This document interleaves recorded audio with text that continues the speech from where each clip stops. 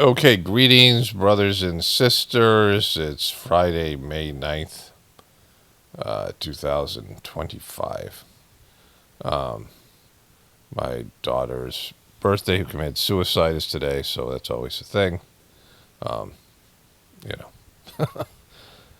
Let's start here. The Pope thing. I've got the Pope thing coming, a few other things. Uh, I swear all serial killers have the same glasses. Memes are just, I mean, what would we do without memes? Then there was this. One of my viewers sent this to me. Alec Baldwin's wife Hilaria now claims her fluctuating Spanish accent is due to a medical condition. And so it says here, Hilaria Baldwin explained that her often fluctuating Spanish accent is due to AHHD and dyslexia. Now, holy shit, right? The 41-year-old model admitted that she's a model now. She used to be a yoga instructor. A reality TV star is probably, is she a star? Is that show popping? The 41-year-old model admitted that her brain just works differently in her new memoir, Manual Not Included. And these diagnoses greatly impact my speech, my reading, my listening, my focus, my memory, my self-confidence, she wrote in an excerpt obtained by Page 6. In her new memoir, she also addressed the drama surrounding how she identifies as Spanish, even though she was born and raised in Boston. The yoga instructor, who also wrote about rocky times in her marriage to actor Alec Baldwin, 67, in her new book. She's 41, he's 67, and that's very evident now because he looks like he's 70. I mean, he's really aged poorly. He's attributed her accent to being neurodivergent. She referenced her 2015 appearance on the Today Show in which she seemed to forget how to say cucumber in English and blamed her processing differences.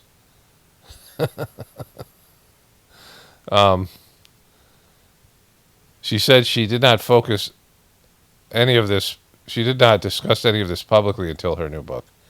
I have a brain that is one part English and one part Spanish. Sounds like she did the Brighter Minds program. She used the Brighter Minds program. 7 dollops of mom brain and heavy pour of distraction, she wrote. If you only knew how loud it is in my brain at any given moment. She continues. Which half is Spanish? Is it like hemispheric?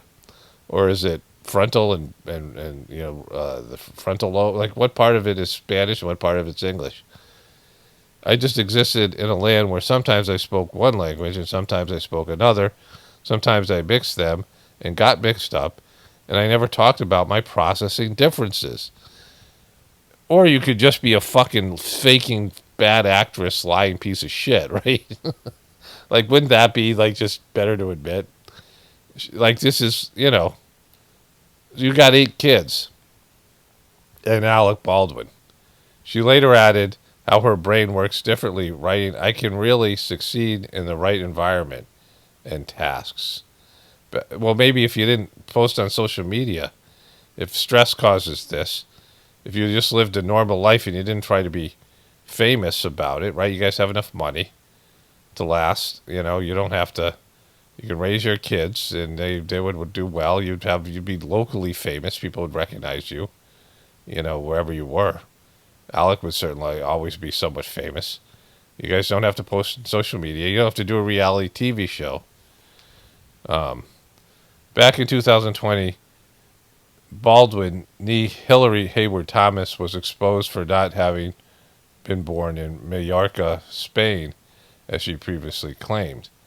At the time, she responded to the controversies by saying that she was a different kind of Bostonian because she had spent some of her childhood in Spain. Her parents moved to Mallorca from Boston in 2011 when she was 27. There they are. Look at this poor fuck, right? Like, he has really aged a lot. And I don't know if it's to do with her. Like, he looks like he's 77. I would have never guessed he was 67. I mean, I've heard it before. But, I mean, this is not recent pictures. Reflecting on the controversy around her public persona, she's doubling down on her claims of Spanish identity and blames the drama on coordinated mob who are taking her voice, insisting her Spanish accent is real and normal. She also said her cancellation had an undertone of sexism. You're really blaming that on being a woman? Like, you lied about being fucking Spanish. You appropriated a culture, which is bad in the liberal community. I started to really unravel, she wrote, about being accused of faking her accent had harmed her mental health. See, like, the being a victim is the problem.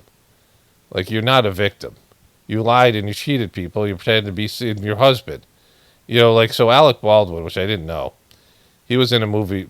This was, I found out later. One of my viewers said something about this, but I didn't understand all of it. But he was in a movie with Selma Hayek, and he really liked her.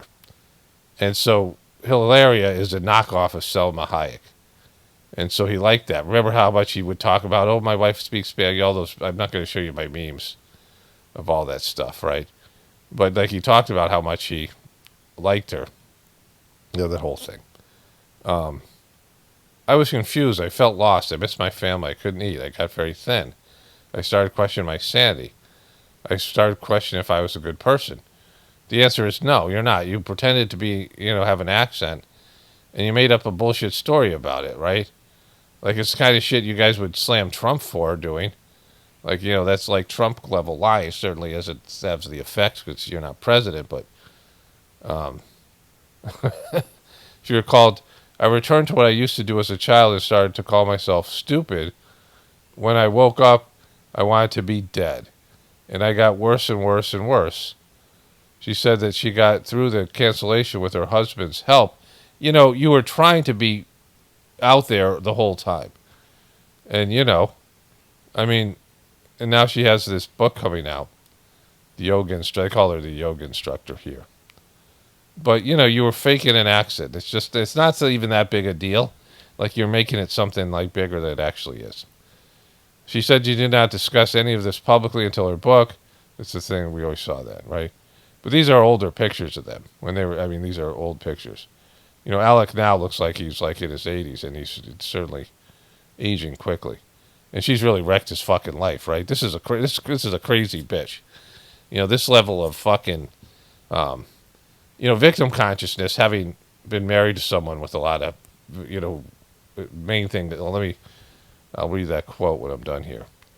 But victim consciousness is the worst. Like, when people blame everything on other people, like, you don't change if you are a constant victim. And really, it's just not a big deal to admit. Like, she wanted to, people play games and they, act like somebody different. People all put on a persona. The Brady Bunch handled this with the two middle children with Peter Brady came out, pork chops and applesauce. Like, he tried to change his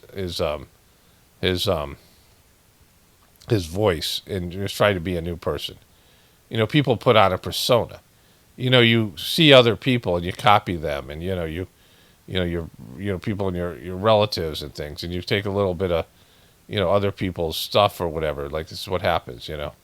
Like, to most people, you're trying to figure out how to, like, be popular or how to whatever it is. Especially now with social media, people take hundreds of photos to just make their life look different than it actually is, right? And people act in a certain way, and you have a, like, and then the other one was Jan Brady. Jan Brady became, this is the new Jan Brady, right? And like, but this happens when you're young. Like, this is stuff where people are trying to figure out, what kind of person they want other people to think they are, right? That's what social media has become. Well, how do you want to be seen by other people? And instead of finding out what you really are inside. This is what I talk about, like having an internal world, the Sajmark system of, what's the essence of your soul like? What is like the best part of you, your pure essence? You have to have, people put on, you don't have to have, but you create defense mechanisms, and you have to compromise your, who you are to be a part of a crazy society, right? For crazy world where you have to act a certain way. I had a sort of a friend, someone who played on my intramural basketball team, and we had a YMCA basketball team, and he was Polish, and he really wanted to be a successful businessman, but he also wanted to be like, have like a, like he was from, where he's from was a place called Bridgeport, Connecticut, which was a part of Fairfield County. Fairfield County is one of the richest counties in the Fairfield, the city. There's a city in Connecticut where a lot of New Yorkers will travel from, and they live in Connecticut, and it's a whole thing. But Bridgeport is like a slum with a lot of gangs. And when he wanted to act tough, he would say he was from Bridgeport. He was also trying to be a male model, like he was really superficial. But he had a different accent. We used to make fun of him, me and my other friends, because when he talked about when he wanted people to think he was tough and he was like a basketball player, I'm from Bridgeport, baby. And then when he wanted to be a businessman and he wanted to impress people, I'm from Fairfield County. Like we used to mock him. We were brutal, but it was just he had these two things, right? He wanted to show like he was, and then but who are you really, right? And Hilaria Baldwin she faked an accent because she had this very mousy voice, like very annoying, right? Like there's a lot of girls like from New York, that area that have that sort of persona. Her voice is very annoying. She's very annoying. So she became exotic, and she landed Alec Baldwin because of it, because she was going after celebrity. She wanted to be famous, and she probably charmed all these people in that, with Alec Baldwin's help. And, they were all like, oh, my God, she's so great. This, because she's different, right? She has a Spanish accent. But it was all fucking faked. And now she writes in her book, she has a different sort of a brain. And she comes up with these random processing issues and shit like that and blames it on dyslexia. I'm dyslexic, right? And, it's a gift. I mean, it's a gift and a curse. You see things differently. And that doesn't explain. What do you think? Like, she is, dyslexia, like, I had trouble discerning my B's from my D's and my P's from my Q's and things like this, right? I had other, issues in school. But, I didn't just start speaking in a Spanish accent, like it's just bullshit. Like, she's just putting these things together and taking responsibility that she put on a fake persona. She became a fake person for whatever reason and then got caught doing it, right? I had experienced similar situations, people saying awful things about him, trying to destroy him, make others think he was a bad person. He could reach out from a place of real empathy and personal experience. She married the Rust actor in 2012. They share all these kids. And so there's that. So, I mean, Jesus Christ. Okay, so I'm actually just going to run my memes. I don't get a chance to play them that much anymore. Here's the compilation of all the memes I have of Alec and Hilaria. You tell them that we are horrible, desperate, ghoulish creatures. Hello, Mr. Baldwin. You're in my way. Sorry, sir. Get out of my way. Sorry. Out of his way. No, it's the other car, Alec. I figured men do it. Why can't I do it too?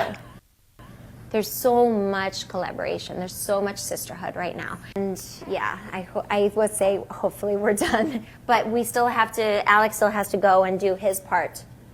Boom, snip. You got to de-nut him. You got to de-nut Alec. This is great.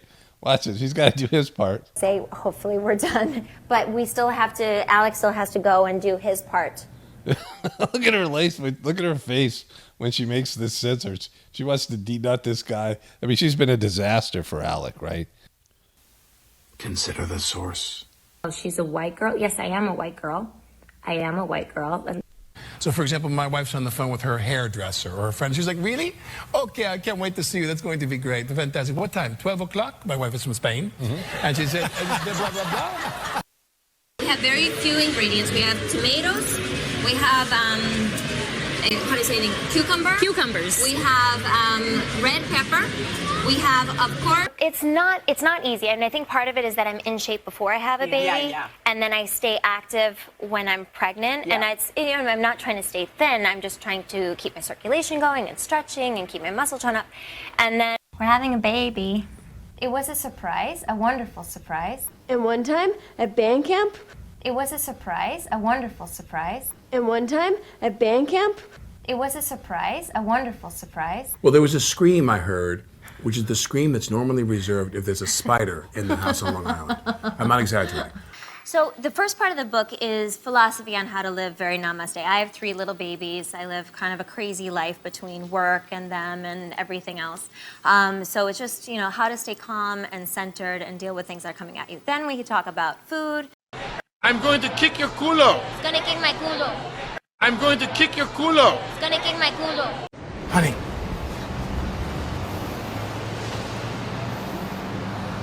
Honey, this is Governor Christie's fleece. This is the fleece that everyone's been looking for. Did you steal the governor's fleece? I cannot tell a lie. I stole it. I'm his biggest fan. I admire Governor Christie, too. New Jersey State Police. I don't wake up and look in the mirror and go, oh, there he is. Ooh, you. Leonela! Leonela! Basta! Las palitas, basta! Las palitas, suficiente! Ay, ay, ay. See.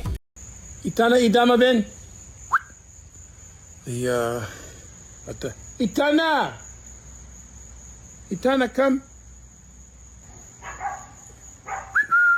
Dama! Itana! Itana! No! Come! Itana, come! Itana, hush! Being upstaged by a dog. That's where my career is at right now. Itanta! Come! Ay, ay, ay. See. It's been a little weird. Well, here we go. Oh, good girls. Hey, Tanta, come and sit, baby. Hey, Tanta, come. Hey, Tanta, come. That's my cue. Shh. Sit. Come here. Hey, Dama, come. It's hilarious. He'd be talking to his dogs in a Spanish accent. Like, that's how effed up things, right? Alec, your bitch doesn't speak Spanish. I mean the dogs. Trump is alone. Trump is an anomaly. Trump is a maniac. We some island boys doing cameo. Woody Allen's a perv. Alec Baldwin shot his coworker, and his wife thinks she's Spanish. And we're on Cameo. I'm going to pick that up. And Cameo, we're island boys, and let the island boys. Message to say how sorry I was at shooting famous cinematographer. And then the gunshot, as you all know, the cinematography. I want to apologize. I'm sorry that Vladimir Putin has effed with me again.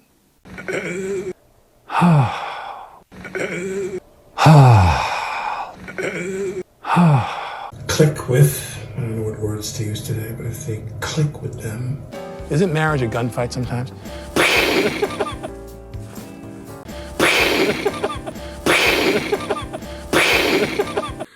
I'd light up a couple usually when I was working, because I'm so nervous when I'm shooting to get the job done. When I was shooting, or just stupid behavior. When I'm shooting. Well, we're having a baby. How about that for a project? Ay, ay, ay. Cravings here, okay. See. Ay, ay, ay. See. Ay, ay, ay. See. Please say it. One time. Could you do me one quick favor? Okay, so I went back and I searched on my one channel, Pockets of Future channel. My other channel, my main channel. And I had 150 videos with the name Alec in it. So I scrolled through them and I found another meme. I'm going to put all my memes together in one meme because I'm always having to do that and edit that.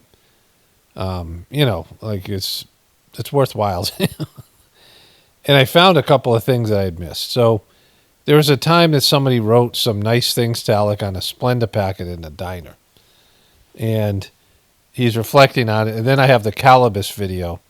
So I'm going to put both of those things here and add it to my collection of memes. So it's crazy how many videos I made. So it's 150 on this one channel and probably another 20 on the other. So I've made 170 videos where Alec Baldwin is a part of the... It's got to end at some point. the woman who's their neighbor, she found this.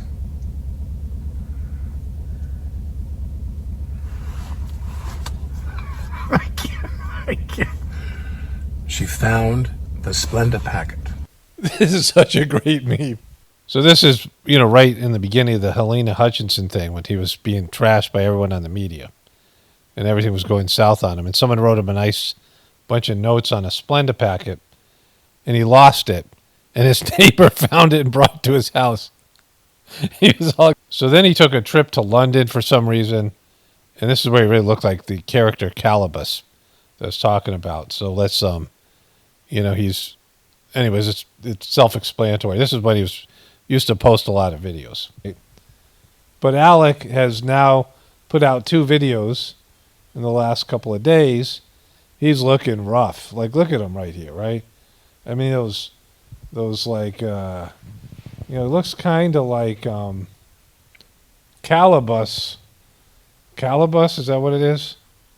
Calibus from Clash of the Titans, right? Like, he's got some Calibus stuff working there. And so, all right, let's take a look at his videos here. I'm going to go ahead and record this because I think it's funny. I bet it's going to be hilarious.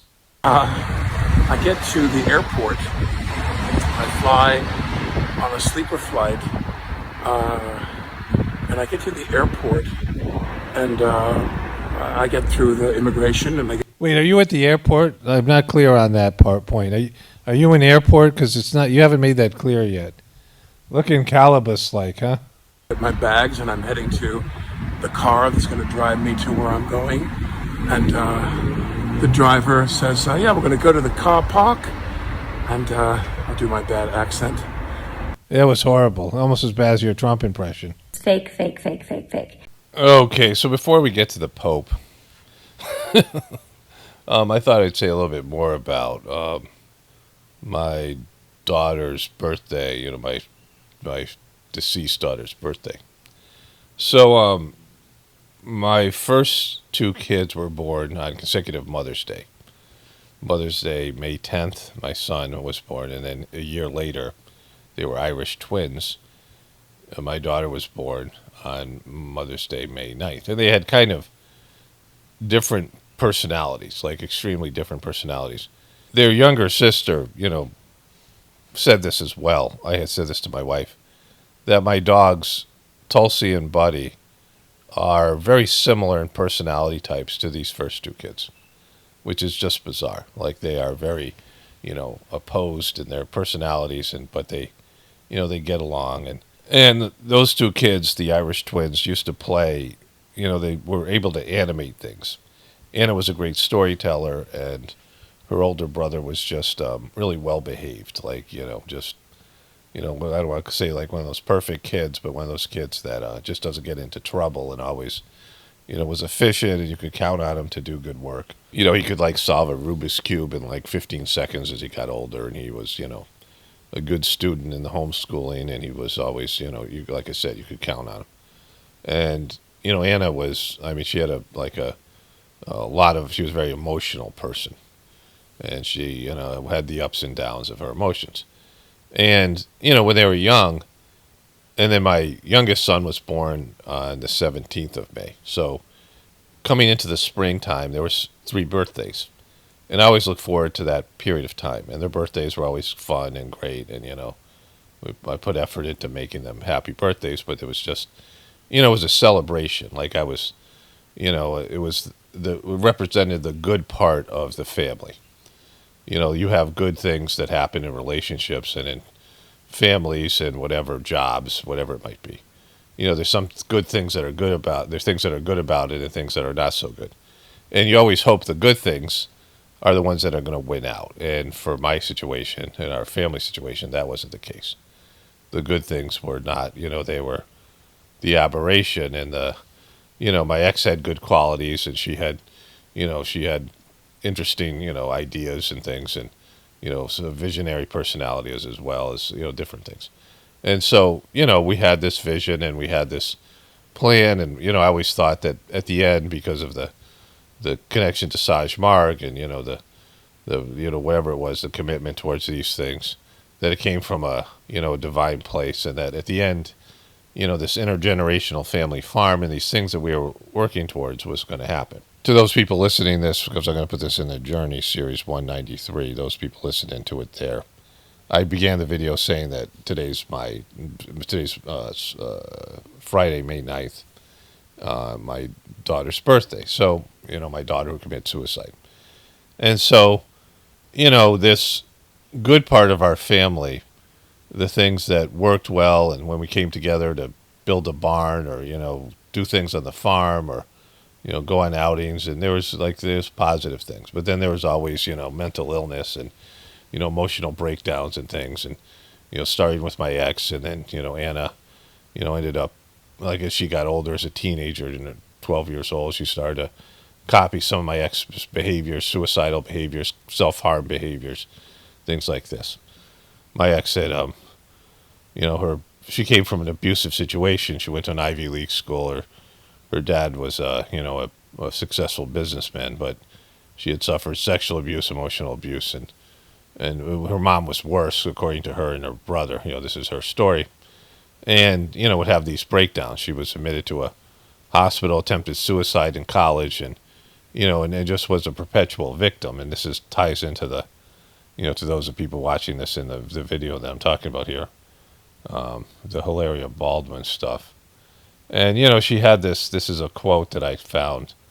The victim stance is a powerful one. The victim is always morally right, neither responsible nor accountable, and forever entitled to sympathy. There's, when you have victim consciousness, and, people who have some kind, I was watching this with Draymond Green. I'm a Golden State Warriors fan, and Draymond Green is one of those people who excels beyond his physical abilities.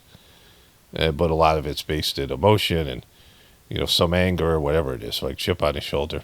He's an undersized player who has to cover centers and, play great defense, and he does a lot of, smart basketball things. He's got kind of an interesting podcast that I listen to from time to time. It pops up.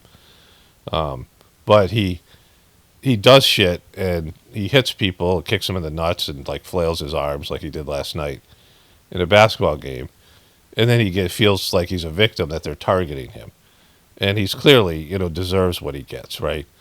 And this is coming from I'm a fan of the Warriors, so I like the way they play basketball and even the way he plays basketball. But he does these things, which, and he always claims that they're targeting him. And they, he berates the refs, and he gets away with a lot. Like, he's actually gets privileged treatment. But he acts like a victim. And, you have these people who become successful, but they never get over the fact that they had some kind of trauma in their life or whatever. And in, the assault cycle, when I worked with these kids who were, sexually abused, and then they turned out to be offenders, the victim stance, the victim statement was always at the center of their assault cycle. The stages they went through to commit one of these sexual crimes. Also could be physical crimes, right? It applies to a lot of things. But the person feeling like a victim would give themselves permission to do bad things to other people. Like, they would act out and always feel like a victim. And so victimization, and what I'm talking about with the Hilaria Baldwin, where she feels like a victim because she lied to everybody and faked an accent, and now she's claiming it's because of ADHD and dyslexia, and her brain doesn't work right, and she, and everyone's so mean to me, and I'm just a poor person, I can't help it, this kind of thing. And that my ex was like that, and you have to get over your treatment by the hands of your abusers, because it's just better for you and everyone else. You have to, there has to be some sense that this was meant to happen. If you believe in spirituality of soul, and my ex certainly did, at some point you got to realize that everything happens for, it's part of a divine plan, even the most unpleasant things, right? But, when you are a victim, then you're helpless. And just bad things are happening to you, and you can't do anything about it. And if you take that, you take that way of thinking, then you're not going to be able to change, right? Because you're helpless. Like, there's nothing you can do, right? There's all these things that are befalling you in your life, whatever they might be, are random, and there's no plan, and you're just being mistreated, and you're just a good person, and everyone's just being so mean to you, or just go, what's God? God, why are you being so sucky? Really, it comes down to you and God, right? God, why do you do this to me? God, you suck, God. I'm so good. Why don't you realize how good I am, God? This kind of thing, right? And so, that's the worst way to go through life, because you never can figure out why these things are happening. If you have undesirable things, miseries is divine blessings. Figure out why they're happening and why they're a benefit, and then you get to a stage of gratitude. So when I say and be grateful at the end of my videos, it's because I know all this from my experience and my own personal experience, and then watching others who failed at this. Because on one spectrum you have being a victim, and the other you have being grateful for the same thing, right? You can feel like a victim to your life circumstances, or you can be grateful for them. And the people who are grateful for them are going to, exceed they're going to do what they need to do on a spiritual level and a material level, and they're going to evolve. In the same way on the Golden State Warriors, the player Steph Curry, who seems to be a religious person, when he was playing the Houston Rockets and they ended up beating them in a 7-game series, Steph Curry was being fouled, and it happened in the last preseason game, the last season game between the two teams. Houston had a lot of young athletic players, and they were just grabbing Curry and holding him. And there's all these pictures on the internet. People are talking about how the refs were allowing this to happen. And, he's being held in such a way that he couldn't really get the ball or move around, and, he didn't complain about it. And, whatever he went through internally, he was able to find a way to get space, because in basketball it's about clearing space. It's trying to find open space so you can shoot, right, because of the intensity of the defense. And he found a way, and they won the series, and he had a couple big shots and things in plays and when he needed to, and then just making it so that the way that they were covering him left other players open and things. And so he figured a way. Like, it would be really hard as a basketball player to endure where some people are just holding on to you. It just would suck, because the amount of energy it takes to get open and clear space for yourself and, be able to move and flow. I mean, it just would suck. It would be like a horrible way to play, right? So, like, you have the two different contrasts where one person is, always feeling like he's being victimized and targeted. Another person who's actually being targeted and being treated unfairly. They have a way of reffing the superstars. The better players get privileged treatment, and Curry was getting the opposite, right? And so that's just like a example of something like this, right? It's some other way of looking at it. But if you come from a place of gratitude, like this is happening to me for a reason.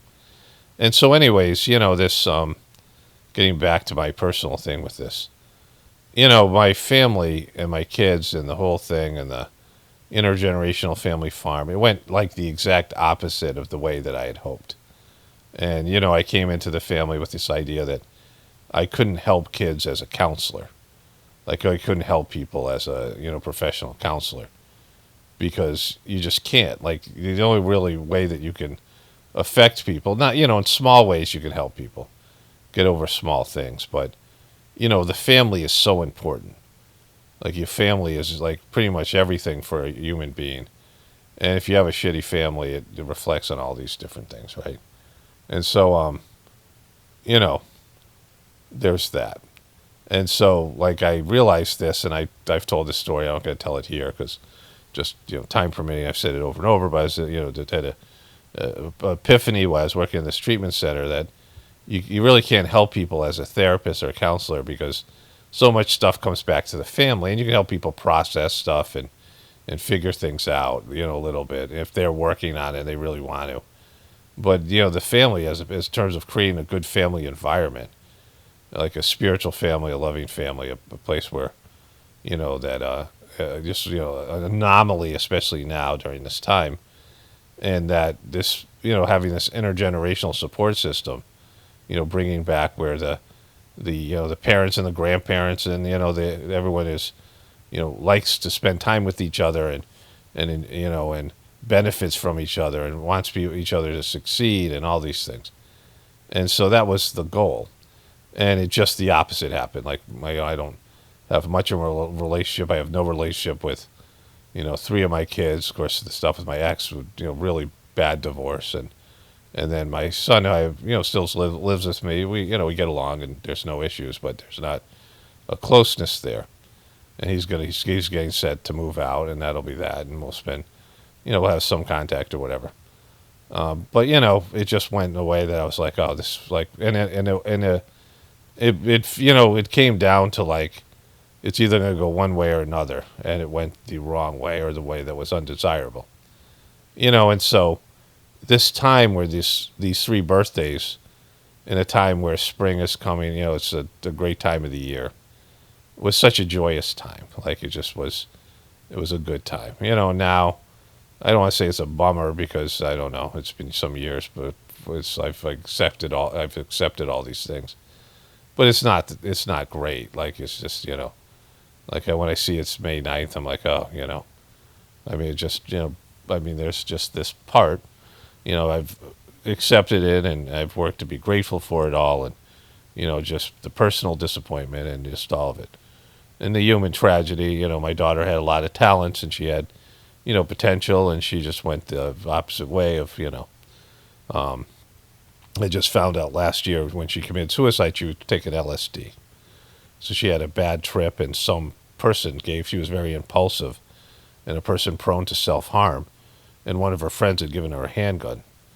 And she was taking LSD, and she knew she had cut herself, and her older brother had found her. My son had my youngest son who lives with me was going to visit them, and my ex decided not to tell Anna, and Anna found out and got really upset and her own victim stuff, and cut herself.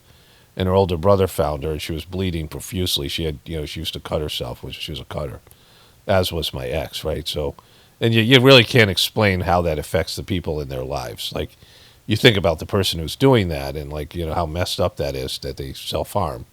And there's a lot of people who self-harm. I'm sure there's people listening to this who self-harm.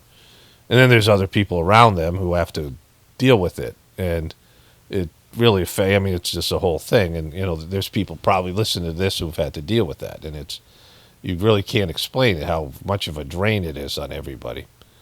And, how horrible a thing it is.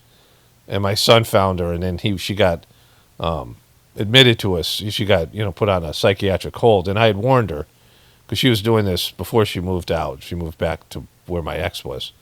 And I couldn't deal with it anymore. And I was saying to her, look, if I call like some kind, if I use the system and the system sucks, they're going to put you on a psychiatric hold. And she was very resistant to authority. And I'm like, you're not going to like it. And she got traumatized, years later. A couple of years later, she put on a psychiatric hold, and they, I'm sure they gave her some really shitty medication that fucked around with her brain, because, that's what happens, right, with these psychological medications.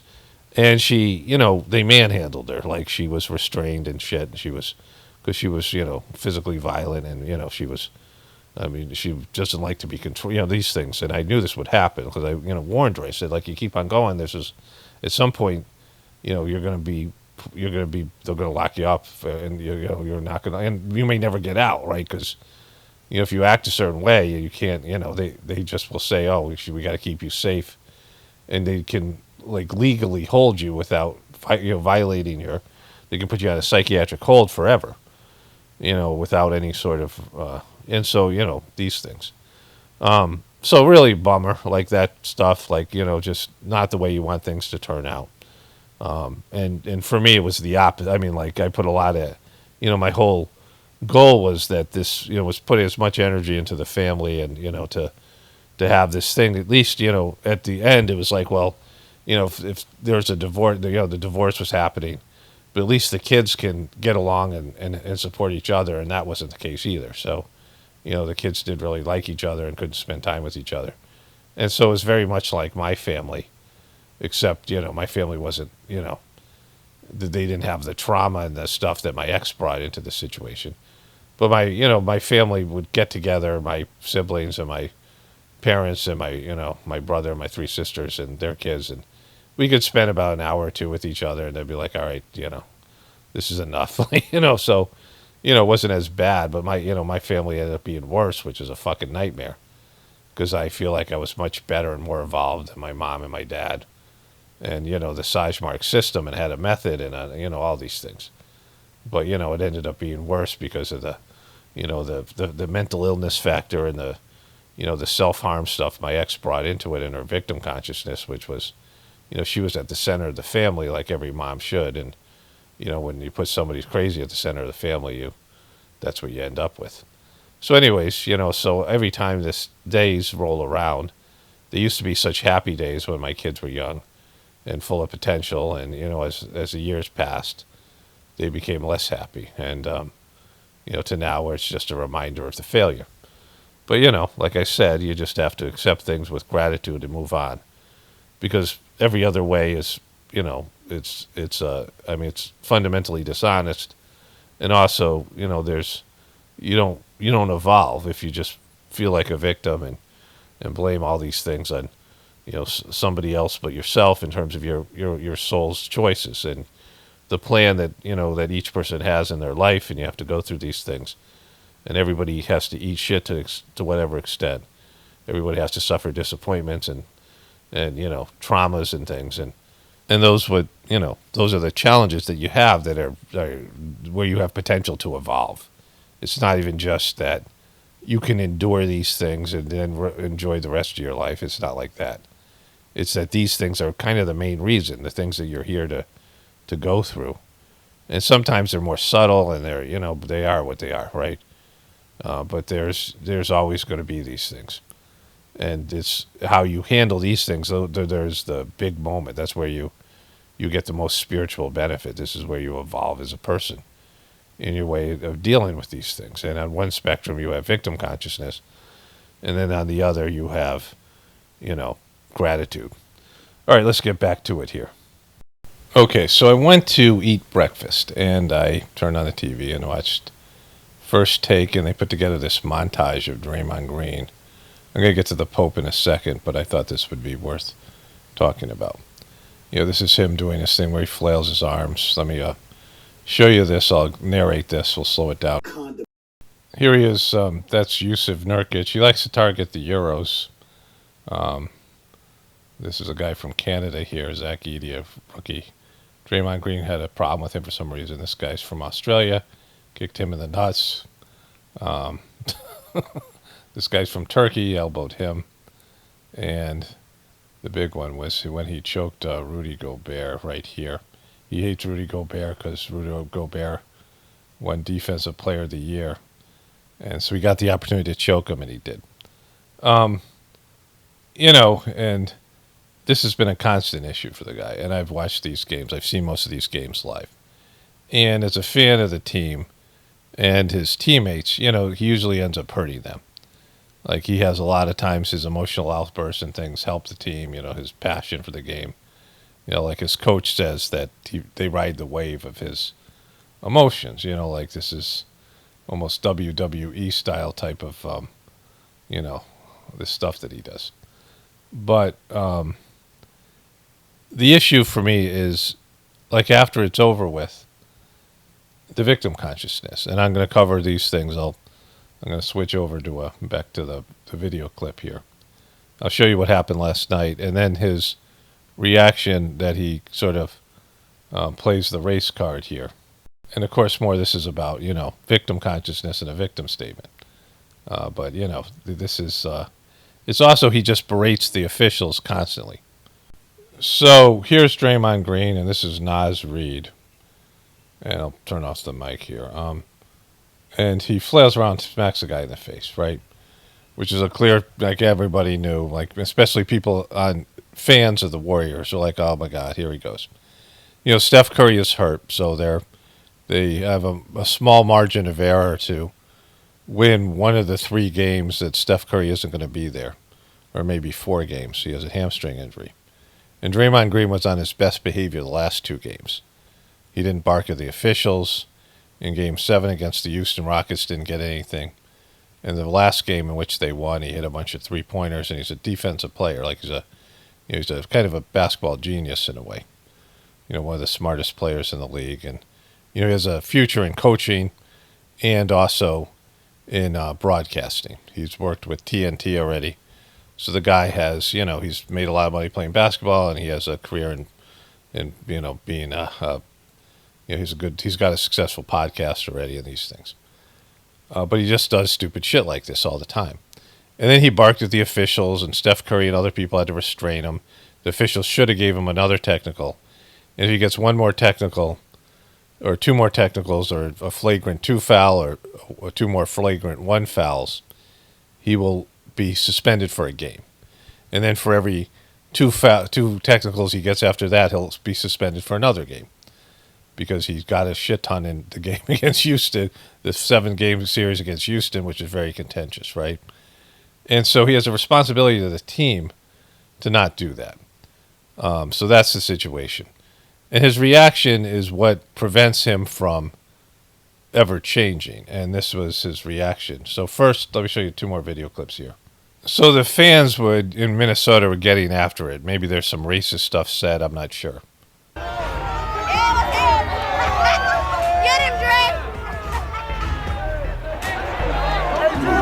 So some guy said something to Draymond, and when they played the Celtics in the finals in 2022, the Boston fans were saying "fuck Draymond," which the Houston Rockets fan copied. He got rattled by Boston, like he admitted to it, but Steph Curry kind of saved them, and they ended up winning that championship. But he gets into it with some fans here, and I don't know what was said, but maybe some racist stuff. So. That could be partially part of it. And I don't know when this happened. Like, this was before he got the flagrant foul. Or after, I don't know which. I don't know the context of this. I'm just seeing it. Doesn't really matter. But then there's this. Then he went out and made this statement. Look like the angry black man. I'm not an angry black man. I'm a very successful, educated black man with a great family. And I'm great at basketball. I'm great at what I do. The agenda to try to keep making me look like an angry black man is crazy. I'm sick of it. It's ridiculous. The agenda. What is this agenda that you speak of? I'll come back to this. So, a year after they won the championship, Draymond Green, this is Jordan Poole, and Draymond Green was one of his mentors. Jordan Poole was kind of obnoxious. And the Warriors, someone in the Warriors organization leaked this. And he comes up to Poole and says something to him. There's various accounts of what Poole said, but one of the things that they've said is, he said, you're 23's backpack. Meaning, not 23. What's Curry's number? Whatever Curry's number is. Is it 33? I don't know. You're his backpack, which means he's carrying you, right? Which is a pretty good whatever it is. But there's other things that they said he said. Draymond Green said that, he said something you should never say to another man. Jordan Poole is very, mouthy, and a lot of people probably want to punch him, but Draymond Green actually does here. He punches him there. And this got leaked and just messed up the whole Warriors, and Draymond Green said he lost his credibility in the locker room and his leadership. He kind of regretted the whole thing. Jordan Poole still won't talk to him. His parents have written things. He got kicked out. He got sent out of the Warriors. They traded him out. And, it was kind of a big deal. So that's 2023. 2024, a bunch of those things I showed you, choking Rudy Gobert, some of those other things happened. But, looking at it from a perspective of somebody who enjoys watching the Golden State Warriors play. And they're an interesting team. Now, in Draymond Green's defense, he says that he barks at the officials because Steph Curry never says anything to the officials practically. He doesn't complain. He doesn't get mad. And he's fouled constantly. Like, Jimmy Butler, a new teammate, said he can't believe how much Steph Curry gets fouled and held and all these things. Again, sports is rigged to whatever extent. But they tell the officials how to ref. And the league has, for whatever reason, said it's okay to hold Steph Curry, even though people like to see him make lots of shots, whatever it is, crazy shots. He makes crazy, 3-point shots and these things. But the league has said, the league tells the officials how to officiate each player, especially the stars. Rookies and newbies don't get the same calls, and you have to work your way up. It's like almost like a, hazing type of a thing. But popular players, they treat differently, and they know if they take Draymond Green out of the lineup, that Steph Curry and the team won't be as good. Draymond's in charge of the defense, and they try to keep him in, even though he says shit every game that he should easily get technicals for. I mean, if you watch any of the Warriors games, you'll see him. He's just always barking at the officials. But he said that if you don't bark at the officials, they won't give you calls. Like, you have to work the officials, which is what the coaches also do, which is, partially true, but also the league has told the officials how to, it's a whole thing, right? There's, it's a whole part of them. It's entertainment. So they have an entertaining agenda. There's teams that they want to promote. Whatever reason, they do what they do, right? But Draymond, in his mind, says that if he doesn't say things to the officials, they won't give them calls. And that, and I'm sure that's partially true, right? But it creates a bad image of Draymond, because you see him constantly complaining to the officials after he's done shit. Like, sometimes, all these basketball players, you clearly see the replay that they foul somebody, and they're like, what, me? It's just amazing. Very seldom does a player raise his hand like you used to have to, the people used to do, and admit that you're doing a foul, that you fouled somebody. And when you play street ball, which was where I excelled, you play park basketball. There's these good runs, good games at park basketball. You have to call your own fouls, and there's always disputes. I didn't foul you, and then people just out and out cheat, and they wreck the game. There has to be an honor system where you're aware you foul somebody, right? Somebody you call ball, like if you get fouled, and some of the games would be more physical, and there was some sort of understanding that you couldn't call ticky-tack fouls, and there was everybody saying, come on, like, the social pressure to stop being like a little bitch about whatever it is. Like, some people fouling people all the time and wrecking the game. I played a game where I was the best player, and some guy just kept on fouling me to prevent me from scoring, and I was like, it's almost like I was going to have to punch him, right, kind of thing. Because, there has to be some level of fair play, because there isn't officials. But anyways, there's all these things. But for Draymond to come out and say this is racial, it's something that's going on in his own mind, because they definitely give him, he thinks he's a victim, but the rest of us see him getting away with a lot in terms of barking at officials and physical play, because they don't want to kick the guy out, because it would change the outcome of these games, right?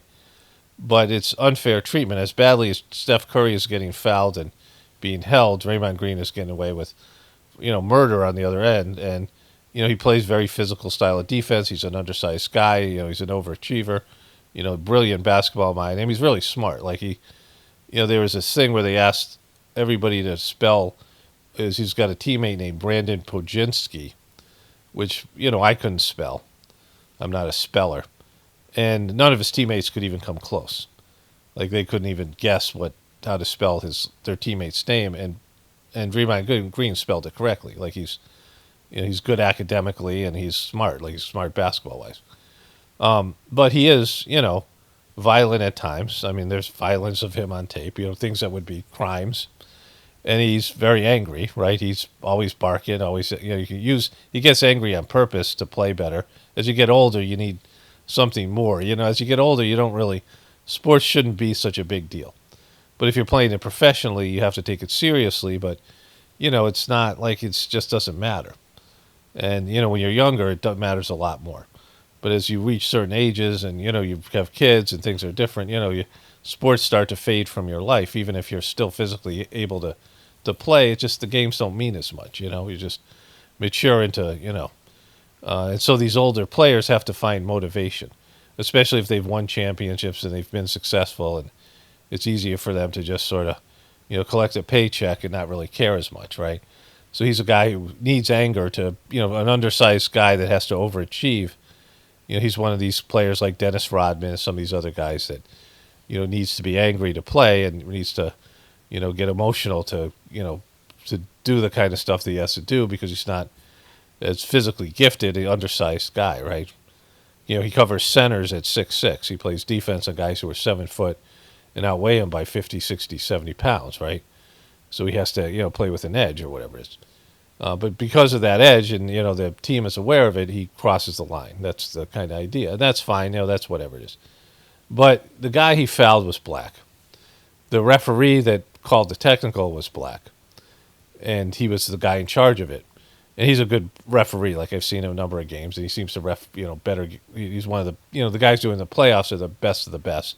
Of course, they're all, handled and told what to do by the powers that be. You know, it's a rigged situation because, it's entertainment, and they want to make it entertaining, and there's money on it, and there's all these things, right? It's whatever. Like, there's the real game, and then there's the stuff that's controlled and rigged and stuff. But, there's enough videotape out there of Draymond Green just like fucking kicking guys in the nuts. That one guy, Steven Adams, he's kicked him in the nuts twice. Steven Adams is known as like the strongest guy. He's from New Zealand, and he's like 7'2", and he's just a beast, and really physically strong. Draymond's kicked him in the nuts a couple times. He's done these things, and as fans of the team and as players and coaches and people in the organization, they're like, here we go again. Like it's a problem child, right? Like one of these things where he's constantly acting out, and it makes it a lot better if he actually admitted to that they're not some agenda against him, because if there was, he would have been kicked out of the league. He got suspended for 9 or 10 games. It was like indefinite suspension for him to get like some fucking help and anger management or whatever it was, because he went on a hit parade like 2 years ago. It was last year, and it prevented them from going into the playoffs. And he's a central part of the team, and he's letting other people down. He's close to Steph Curry, who is like almost like an angel, and like the kind of like this for my kids. This was a difference between my older son and my younger daughter, who was really emotional and violent at times, and then my son, who was just like this, the perfect child kind of situation, right? The one that always you can count on and always suppressed emotions and whatever, and to deal with just to keep things calm or whatever, which was what people play in their life. But like the victim consciousness is always what ends up being, that's what kills you, because it isn't unfair. Like even in something that's controlled by, the other people.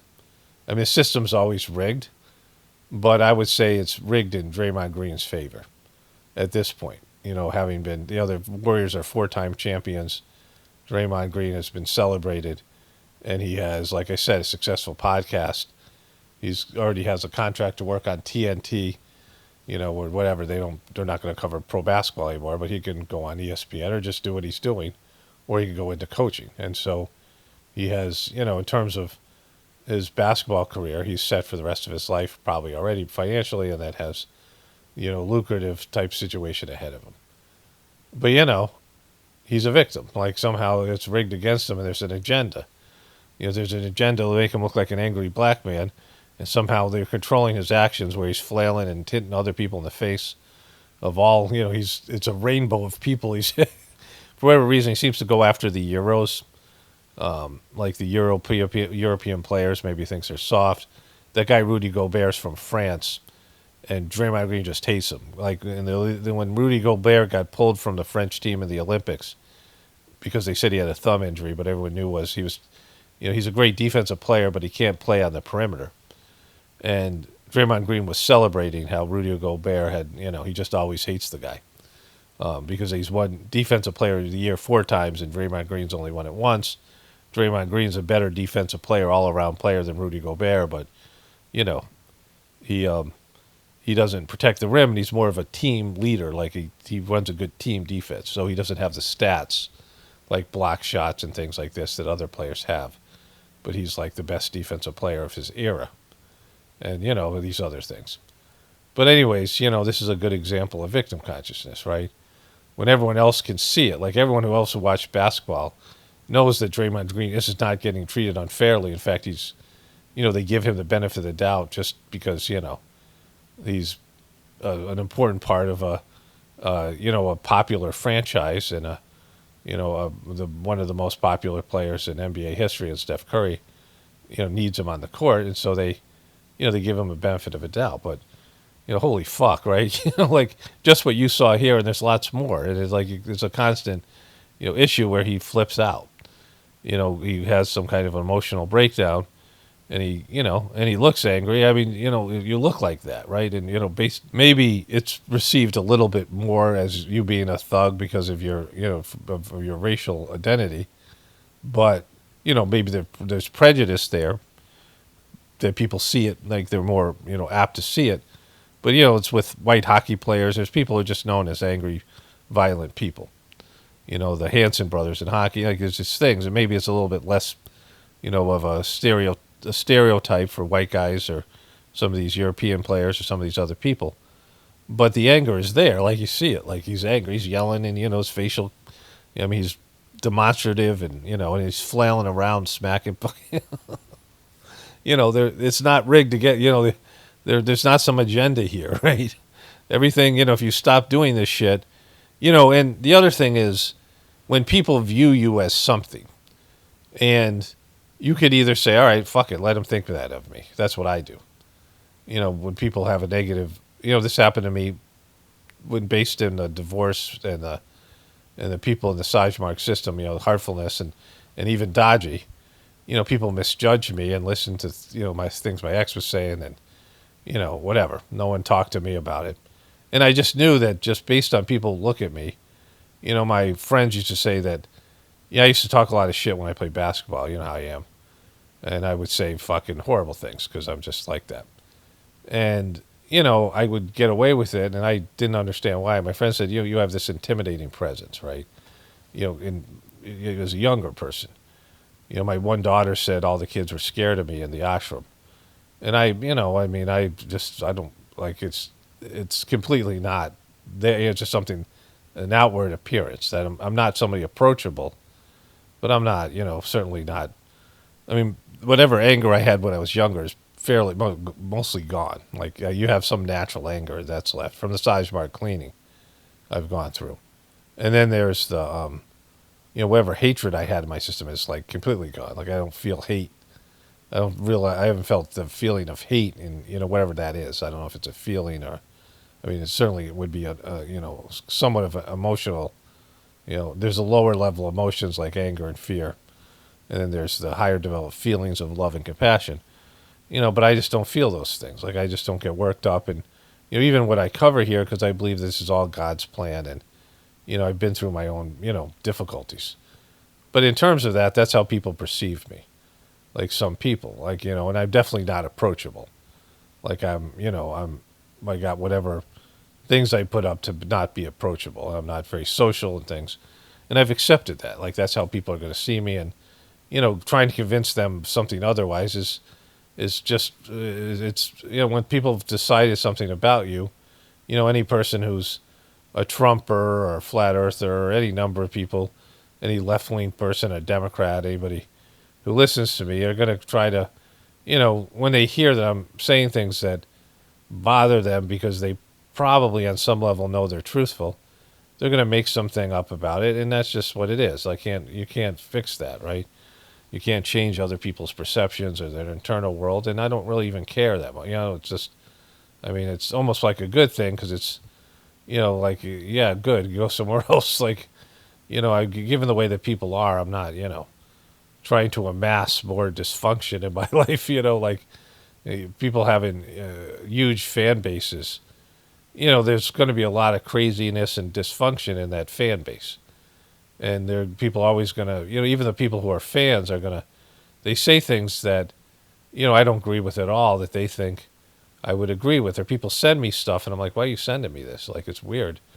Like, what do you think? Why would you think I'd post this on my channel or I would, it's just people have their own perception about you. And that's just the way it is. You can't control that. But if you are going to control it, if you want to change it, then you can't feed into it. Like if you're seen as an angry guy and then you just do anger, you exhibit anger all the time, you flay your arms, you hit people, and then you claim victim consciousness, then people are like, yeah, you don't get it, right? We can see it. you have an issue. Like, whatever, maybe he needs to do this to do his job. Whatever he could say something like that, like, but the way that he behaves on the basketball court, there's clearly some, anger management issues and some other things. Like, everyone else can see it but you, but they don't know I'm a victim. There's some kind of agenda against me. And that's, Trump does this, and, Trump deserves everything he gets. He provokes people. And the Trumpers who deny it, this is what I talk about all the time. Like, at least admit why people don't like you. Like, you say things, I say things. I can understand why flat earthers don't like me, or any number of groups of people, or anybody who, if I say something that hurts their belief system or hurts their feelings because of their belief system, and, of course they're not going to like me. Like, you just accept it. Like, yeah, that's the, and even if I'm, like, I don't want to say it, like, I'm doing it because it's just there for me to say, and I kind of don't want it, I don't want the backlash. Like, because I really don't. I don't care about it, one way or another. But, it's pushing viewers away. Every time I say something that is going to offend some demographic, regardless of how truthful it is, that's pushing viewers away. And then, I understand that that's counterproductive to what I'm doing. Every time I talk about Trump, all the Trumpers get butthurt. But the reality is, that's my job to tell the truth, right? And I got to say what God wants me to say, in terms of, the way I say it could be better. I could be more delicate, whatever. But, when you cover this day in, day out, it's just hard to, to sugarcoat shit and say things in a way that you don't want to hurt people's feelings when, Jesus fucking Christ, you should know already that Trump has fucked you in, so many different ways that you can't even imagine. And you still are, going back to the guy, licking his taint lickers, so. Anyways, all right, so that's it. That's my victim consciousness thing. Speaking of which, let's move on to the Pope here. Okay, so here's the new Pope. Annuncio vobis I announce gaudium to you magnum. a great joy. Boom. Habemus papam. We have a Pope. No fucking way. I didn't see that coming. These people all waiting for the new Pope. Look at all their cameras out. Holy shit. Look at this guy right here. I can't believe it. They really did it. They did it. They elected a Pope. I didn't think they were going to have another one. But they did. They came through. They delivered. They got... Look how happy they are. Woo! We didn't think there was going to be a new one, but now we know. Eminentissimum. The most eminent Ac reverendissimum and a reverend. Dominum He's eminent and reverend. Robertum Franciscum. Robert Sancte Romane Francis, Ecclesiae. Cardinal of the Holy Cardinale Roman The first Matreos. American Pope has been elected. No way. First American. Boy, they got an American. Cardinal Prevost. They're not applying this much now. It's Donald J. Trump. They're not applying as much now they know it's an American. Qui sibi nomen imposuit. Who has chosen the name? Decimum Well, quartum. Cardinal Prevost, the Leo the first 14th. American Pope in history, Boom. Big. Chicago-born, has been elected as the 267th successor of St. Peter. Cardinal Prevost was the leader of the Vatican's office for the dicastery of bishops, the Vatican's dicastery for bishops. He is someone who spent many years as bishop in Peru, as a missionary in Peru. He was bishop. He went and was a missionary in Peru as a bishop, and that just got him street cred, gave him Catholic Vatican cred, and now he's the Pope. Of Chiclayo in Peru. He was the leader of the Augustinian order, which is a worldwide religious order. Oh shit, he was an Augustinian? He is known as an experienced and wise leader. Which one is he? Which he's hiding out? Which one? This is how happy they are. Who can bring... This guy's they're all giggling.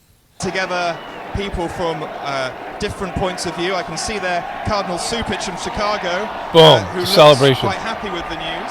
This is really an extraordinary moment. This is an extraordinary moment. And Extraordinary moment. It's one of the most extraordinary moments. In all the moments in history, this one's extraordinary. It stands out. of course, I sit here as an American. Whatever it would have been, I think you can't be but moved to tears. No, exactly. I would be moved to tears. The fact that there was a pope and now there's a new pope, it's tear-jerking. But the fact that this guy is also an American, I mean, it's even more tearful, this extraordinary moment. This is stunning. Leo the 14th. Leo the 14th. He's so much better than the other 13 Leos. They weren't Americans, so they suck frickin' donkey balls. Now, that's significant.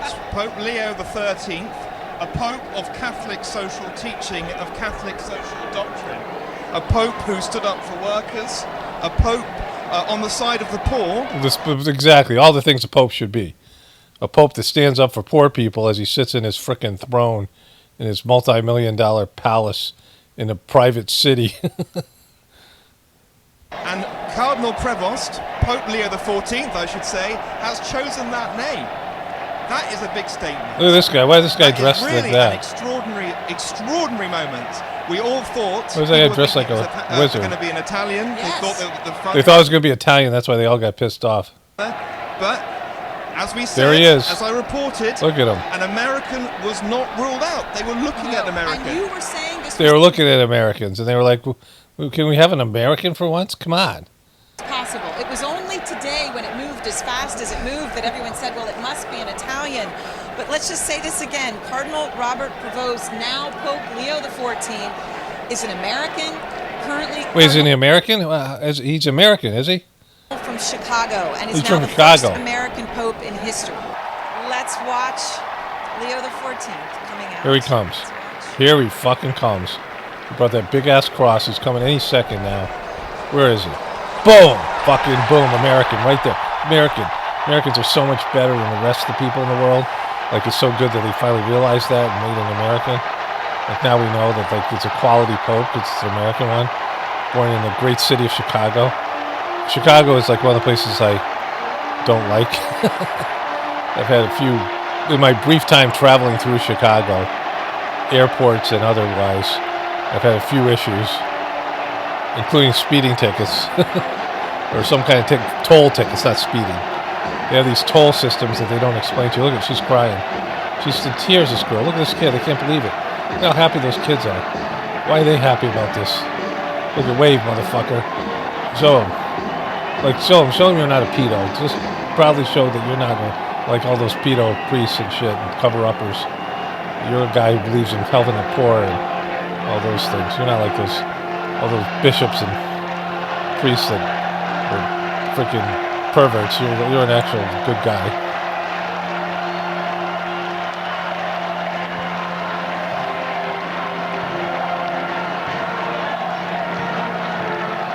I can't believe these people pile in for this shit, right? There he is. Let's move forward. Boom.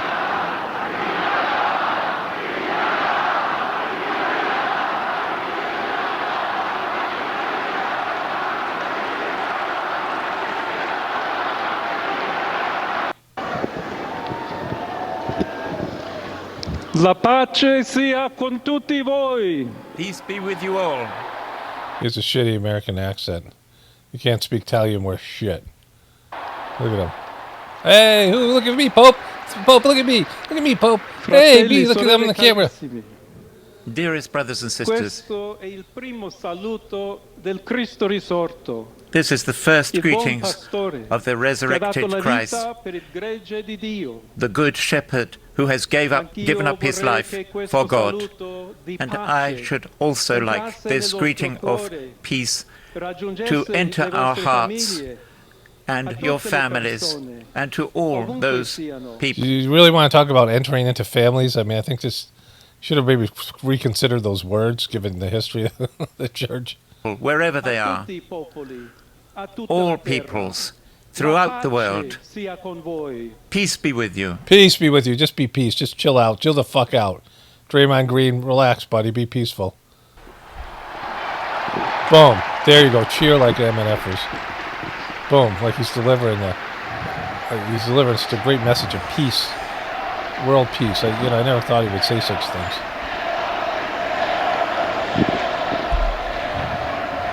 This weird hat. This guy's got... Why are their hats different? Why is his hat like that and that hat like...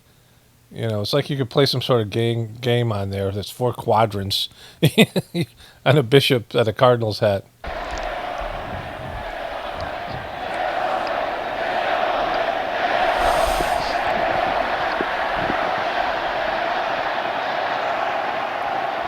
Questa è la pace di Cristo risorto. This is the peace of the resurrected Christ, Una pace disarmante, umile a humble and perseverant peace which comes from God, God who loves us all unconditionally.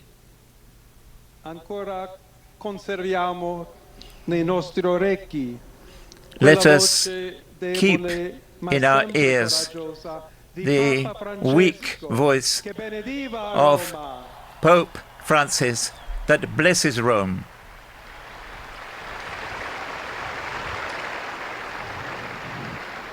Il Papa che benediva Roma. The Pope who blessed Rome gave his blessing to the world, to the entire. I don't know why. What the hell am I even doing? I just faded out. I have no idea. I was just lost. I just was playing. I stopped paying attention and I just started to wander off in my own thoughts, and we went to like some sort of, I was just not even realizing what I was doing here. But this one more thing I'm going to show you on the Pope here. Identify as religious. Right. Can you talk about the Catholicism part? Let's go back here. I think it's for the first time in American history, young men are more religious than... It's the assignment with that Audie Cornish. ...young women. They're attending services more. They're more likely to identify as religious. Right. Can you talk about the Catholicism part of that? Like, why do you think that... what do you think of that move, and what do you think of that move to Catholicism? Yeah, that trend is new, but I think it's helpful to maybe broaden out to some bigger trends first. I'm Christine Emba. I am currently a senior fellow at the American Enterprise Institute, AEI, and a contributing opinion writer for the New York Times. Boom. So America Why did you guys do that little thing like that was some kind of big statement that we have to look forward to here? Why didn't you just start to dig there? Like, now we have to listen to a bunch of other bullshit to get to the highlight of this? Seen just declining religiosity generally since the 90s. Just fewer people identify as religious, and Christian in particular. But one of the things that we found recently is that trend seems to have plateaued a little bit. The Pew Religious Landscape Survey that was released earlier this year shows that the number of people leaving the faith seems to have sort of stabilized. Mm-hmm. And anecdotally, if you talk to Catholic priests... It's like this has got a very PBS vibe. There's a lot of PBS kind of tone of voice here. Very academic, PBS type of language. And just the mood, everything about it, the sound, the audio. Or people who work in sort of Catholic ministry, they're like, yeah, my church is really full, actually. Right. A lot of people seem to be... pedophiles. It's full of... Converting. Compared to other faiths, maybe even, let's say, Episcopal or other churches. Those fucking Episcopals, they can't hold on to anybody. Where they might be like, well, we're not having as many young people as we'd like come in. Right. Well, what's going on with the health of our church? All right, I just want to say this briefly. I saw this, and they're saying young men, this is happening with young men. Because young men realize they're being screwed over. Everything's being rigged against them. They've been turned on. They've been Me Too'd. I had a good upbringing in the Catholic Church. I went to church regularly with my mom, didn't love it. Like the prayer meetings, my mom went to better. I've talked about this in numerous videos. And, I, no issues. Like, it was boring. Church was boring. And, I read the Bible a bit. And I, like I said, did these prayer meetings. And it was my first introduction to spirituality. And if you're a good person in terms of a sincere devotee of God, like you have it in you as part of your soul's program, your past lives, or whatever it is, you have this tendency towards connecting with God. You can connect through any religion or, on your own or whatever it is, right? There's standouts. There's saints who just rise to a higher level. But in the Christian tradition, they're often tortured and killed, at least in the past. And now you don't see them so much. But people who really get it and really live it and embody it, they can find that anywhere. But then you have to look at the method. It's like anything else. If you're a great player, a great musician, you need great coaches and teachers, and you need a great method and system. You need the best possible system. And you see this where players will thrive. Athletics is something where you could see this more. But people who, work for like one advertising agency and they go to another one and they thrive. And it just suits them, and it's a better system, right? Or whatever it might be. And that's what we're talking about in terms of religions and spirituality. What's the best system? And religions just aren't good systems because they're preventing you from connecting with God, because they're a system about, power and control. I've been talking about that movie, The Heretic, quite a bit. And so, as much as I didn't have any problem with the Catholic Church, it really didn't help me in the level of when I found the Sage-Mark system in terms of any internal desire I had or compulsion I had to connect to God. Like I just had it in me, right? And not, there's people who have, more of that, like have more tendencies towards devotion, but most people just don't have any of that. And so they just want somebody to relieve them of their worry about what happens to them after they die. And that's what religions do. Like they give you some bullshit story so you don't have to worry about it, and you go out and you can go, indulge the Christian tradition, you go sin and, indulge in your life, and then accept Jesus on your deathbed and think that you're going to some better place. And, that it gets rid of the worry that everybody has. What happens to me when I die? It's at some time in everybody's life, they contemplate their own death, right? And so as much as I, don't have an issue with the Catholic Church being a born Catholic, my mom prayed the rosary, my grandmother, which I'm sure benefited me and my brother specifically, maybe the whole family to some extent, sincere prayer. But, at the end of the day, these religions just get more and more degraded, and they get more and more materialistic and more power-centric and more political. And they just, they don't really connect people to God. And, Swami Vivekananda said a wonderful thing, this famous Indian saint. A religion is something good to be born in, but a horrible thing to die in. Because at some point you have to transcend your religion. That's what Jesus did. Jesus was born Jewish, and then he became something better in terms of a spiritual person. He was a religious practitioner. And, that religion's the way that the Jewish religion presents God as a demon, really, a narcissistic, petty, egotistical, wrathful, vengeful demon, is inaccurate. It's just not how God is. It's nothing like God. Even the sense that it's a man sitting on a throne somewhere, that's just stupid. And Jesus realized that. That's why the Old Testament and the New Testament are so much different, through some, more than likely some yogic practices that he learned when he went to India. And so, there's that. But that's what every person needs to do, and most people don't. In terms of being born in religion, so you get the basic ideas of God, as a child, as when you have the mind of a child. And then as you're an adult, you can form a direct relationship with God, and that takes some work and effort, and most people don't want to put that in. And that's why the world's fucked right now, and will be so until people embrace their inner divinity. And, when you have egos run amok, and your ego just wants to do what it wants to do, then it doesn't want to defer to your soul. And that's, I talk about that in so many different videos. And that's the case for this with the Catholic Church and the rest of it. But, it's so gaudy and so it's just icky. and then there's all the abuse stuff and all the weird shit, the property ownership and all the rest of it. But, it's actually a good thing when people leave religion if they're seeking something better. But when people leave religion just to be atheists, then it defeats the whole purpose. They can't differentiate between an organization that claims to be the voice of God, claims to have some insight or, gatekeeping abilities to you and the divinity within you, or the divinity in some other place, and that they're the gatekeepers, which is complete bullshit. And so they say, well, there is no God because religions suck. Well, religions they can't copyright and trademark God, right? They can't, they're just shitty, goofy organizations. Anybody can form an organization, just like any cult, any crazy fuck that comes out and says, I'm the voice of God and this kind of thing, which just, it doesn't mean shit, right? No matter how how gaudy it is, how opulent it is, how big the church is, how big, any of these things, how fancy their robes are. None of these things mean anything. These documents that they sign, you're either, your relationship with God is a living internal relationship, and it can't be seen. And, you can see the effects of it. You can see the effects of somebody who's connected to God, and you can hear their wisdom and whatever the different change in consciousness that they can demonstrate through their articulation of their internal connection. But you can't really see it. It's not something that's provable. God is improvable, and the soul is improvable on the material existence. The material existence is too gross.